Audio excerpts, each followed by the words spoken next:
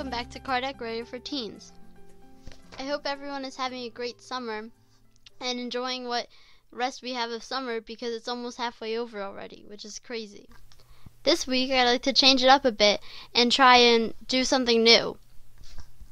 There's a chapter in the book called The Gospel According to Spiritism for young adults and beginners, and I'd like to take one chapter from it, chapter 5, and just kind of go through it, and as we're reading it, kind of explain it, and see how that kind of version of doing this talk show works too.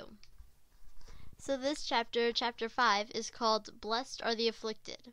And before we even go any further than that, I'd just like to explain the definition of afflicted or affliction.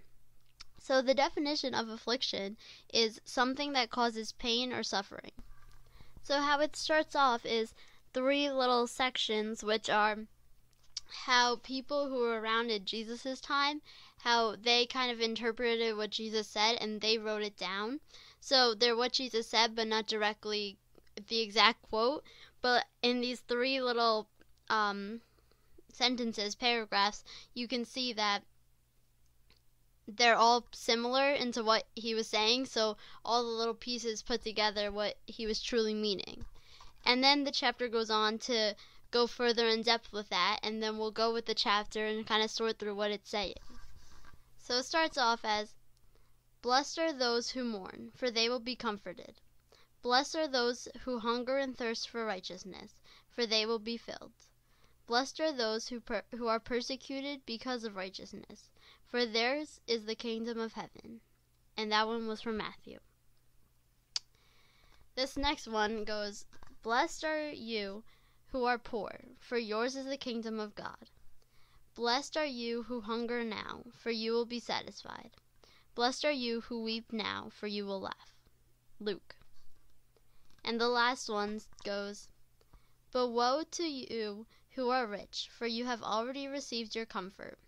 Woe to you who are well fed now, for you will go hungry. Woe to you who laugh now, for you will mourn and weep.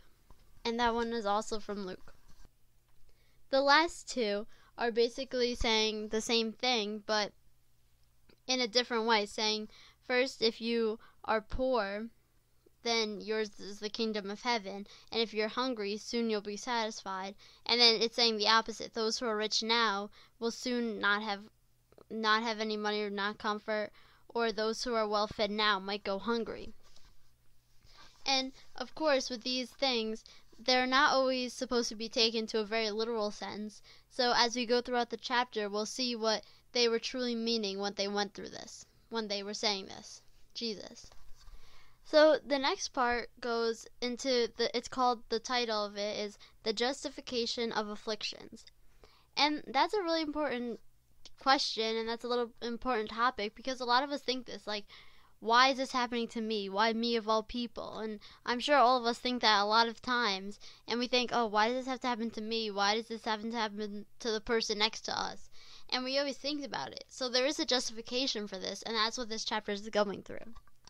So this paragraph goes, a quote from it goes, The birth of some into poverty and others into wealth, as well as the suffering of kind souls, juxtaposed to the victories, are clearly cruel ones, are the sort of things which make much of what we see in life seem unjust indeed and incomprehensible. But the only reason it seems so is that it cannot be understood until Jesus' words to the afflicted are proven to be true, and not in this life, but the next. One then will be possible to understand and accept the fact that suffering, and hence also suffering of kind souls, is a blessing to be led to bliss.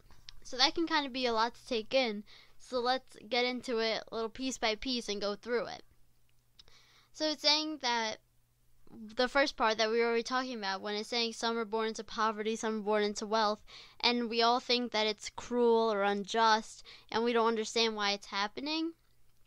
And that's what they're saying. They said they know that. We understand that it's not going to be always clear why someone has something while the other person doesn't, when you think the other person deserves it more.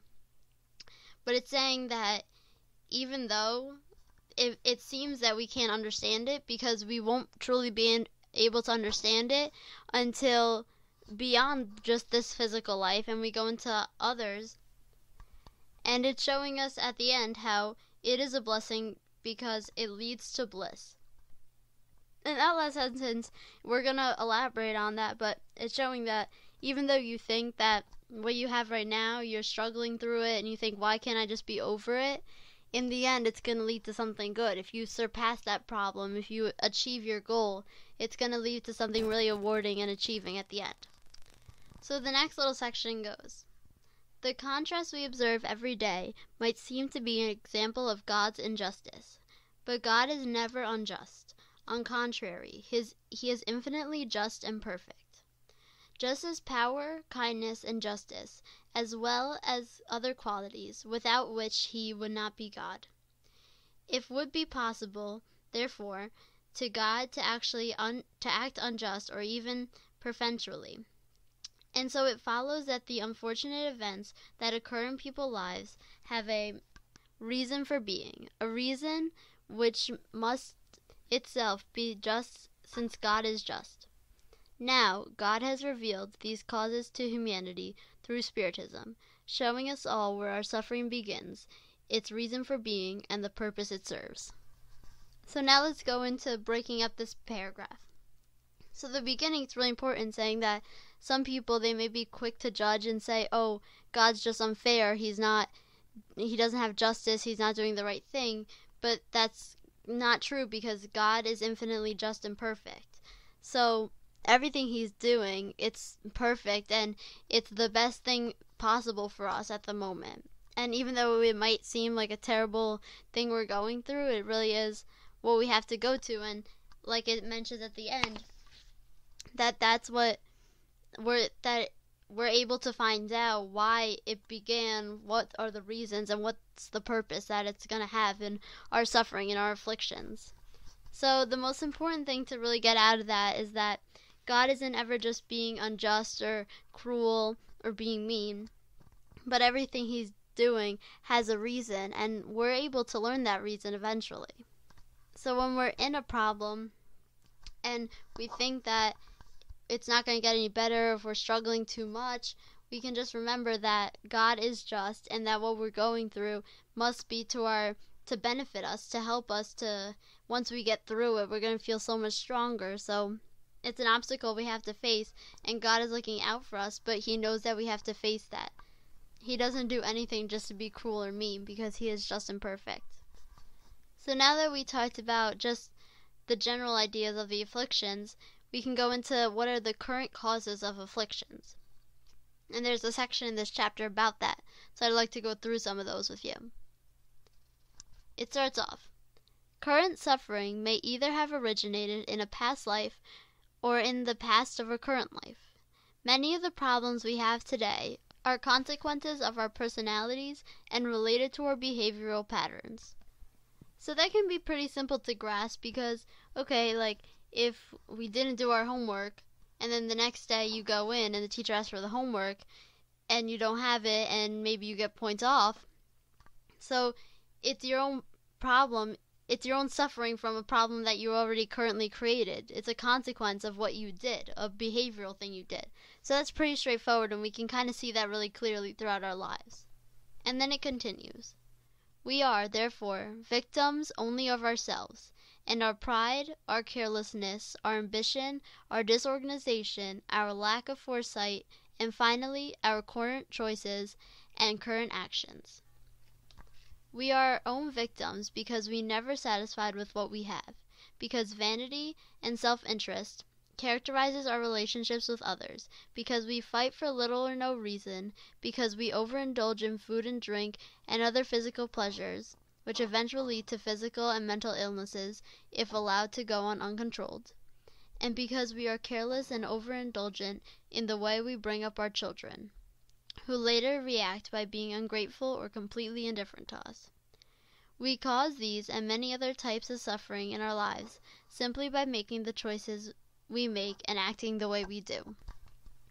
So even though we all kind of know that, we all know that, oh, if I don't do something now, there's going to be a consequence, and everything we do has a consequence, it is kind of good thing to have a reminder of that, because sometimes we think, oh, it's not a big deal, but there are consequences for everything we do.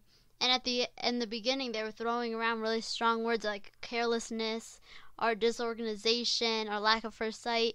But the really important part is in the beginning is we are the victims of ourselves. That we don't suffer because of what someone else did, but we suffer for how we reacted, what we did. And the other person, they're going to suffer for what they did, and we're going to suffer for what we did. We're all our own people. It doesn't interlock. Maybe they could be related, similar, they could be from the same cause. Maybe you and your friend both didn't do your homework because you planned to do it together, but both of you are going to have to face your own separate consequences. So it's really all on yourself. So if it is on yourself, the good thing to that is that you can change that whenever you want. You can make it not about yourself. Well, it is about yourself, but you can make it not negative. You can do the right thing because you know that you're the one that's going to have to face those consequences.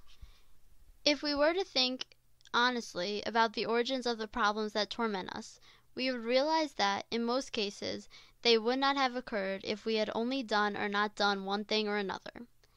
So that part is basically saying the same thing, that sometimes we look back and say, oh, I should have just did my homework that one night and I wouldn't have gotten lower points.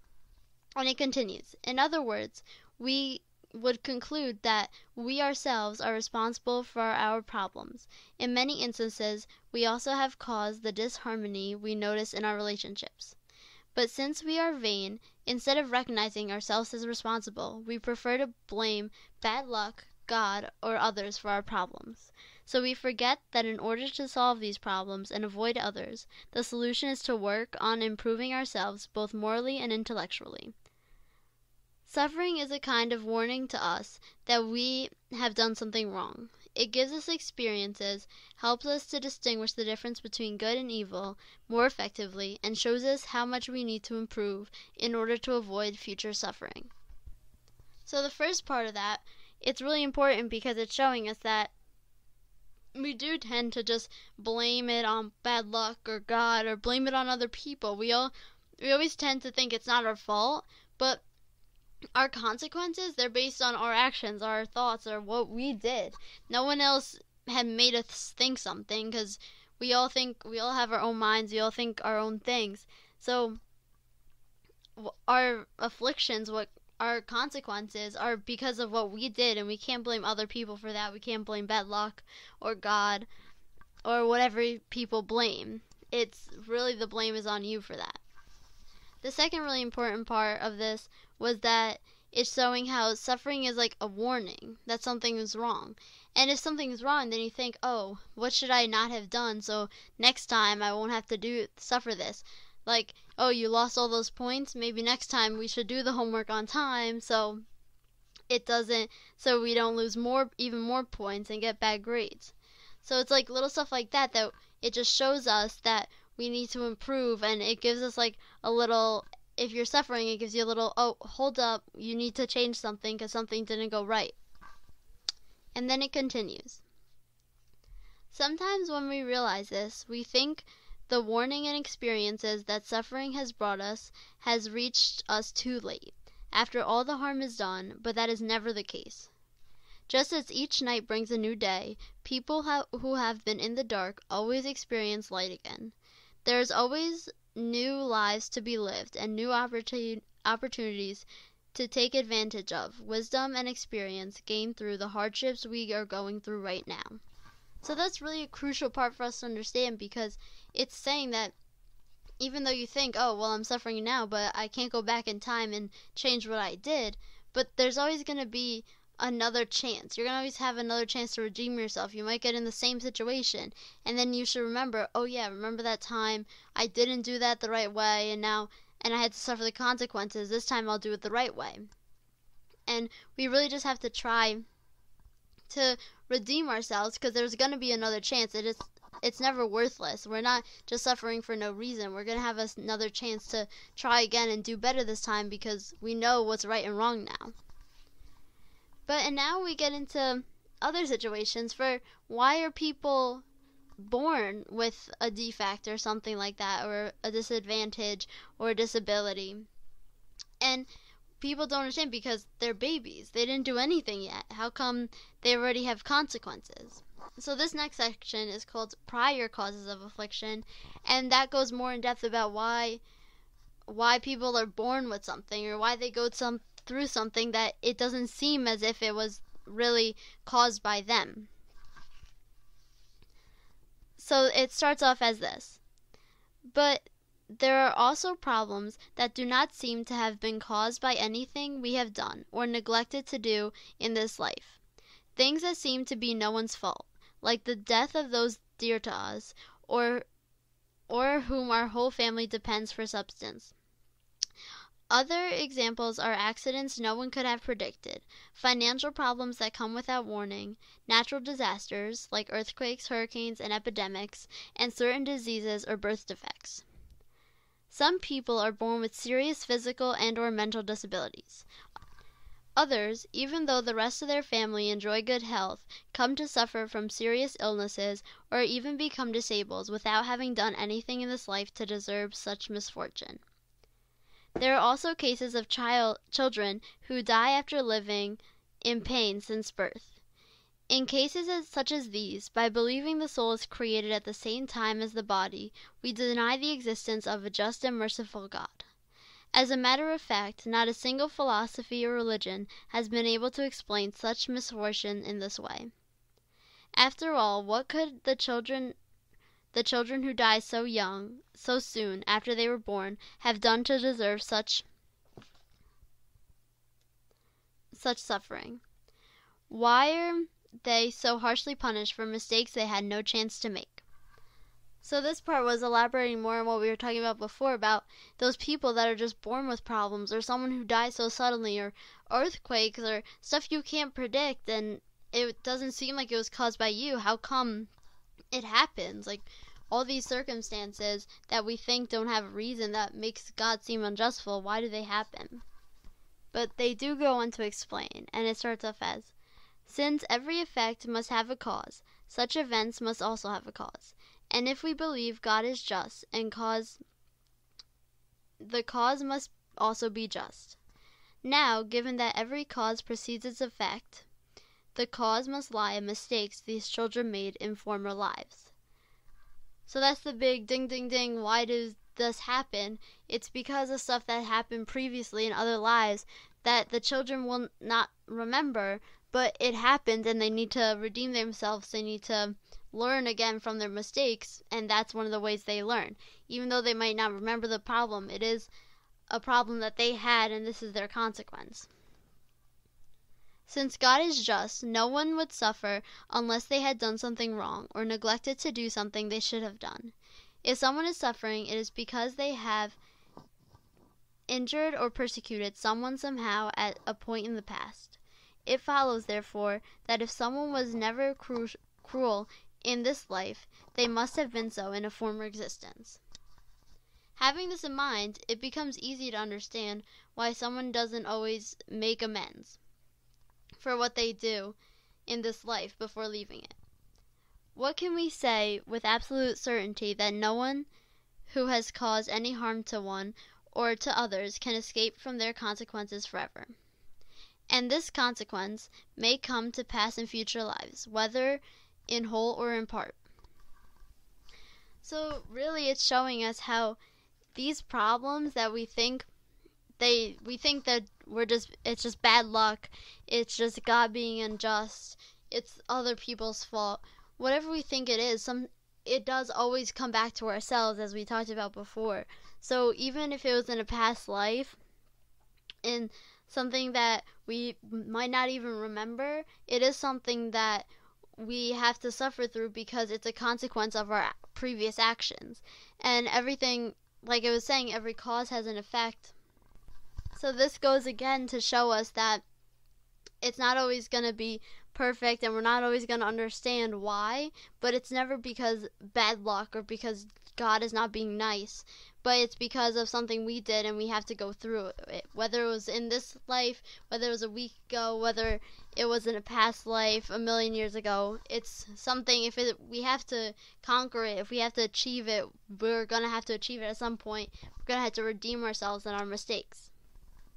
But if we're trying to learn from our mistakes, then why do we forget them? Why, when we go from one life to another, do we forget what happened? And then when we're suffering, we don't know what we did wrong, so we don't know how to fix it. Well, they also happen to have the answer to this in the book. It says, our inability to remember past lives was established by God for our own good. Memory of past lives would bring great problems because it would interfere with our free will. In nearly every case, this kind of memory would also get in the way of our relationships with both family and friends, since it is not the least bit unusual for a spirit to be reborn into the same circle of relatives and or friends with whom one's already lived within the past, so that the person can make amends to them, correcting the results of misfortunes once caused them. So this is really important because it's saying that we don't remember, because sometimes it might be someone that we don't like, but we have to go through it and live with them. And if we remember all the negativity of the past, it might be hard for us to move on and get better.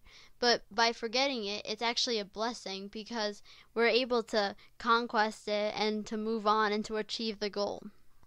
It also states, truth be told, it's not particularly useful to know where we were before.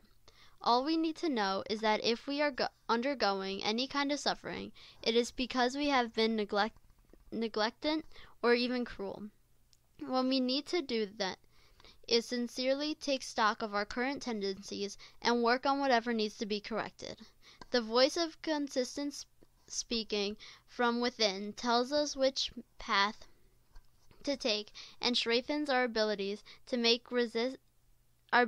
resist temptations that might otherwise lead us to make mistakes. So even though, yes, the mistake was in a past life and we've forgotten it, and you might be curious to know, you'd be like, oh, but it was so easy if I just needed to know what I needed to fix. But if we needed to know, then we would know. But God knows what's best for us, and what's best is to not know. And that's the easiest way to get through it and to accomplish our goal, whatever it is we're trying to get over, to make amends.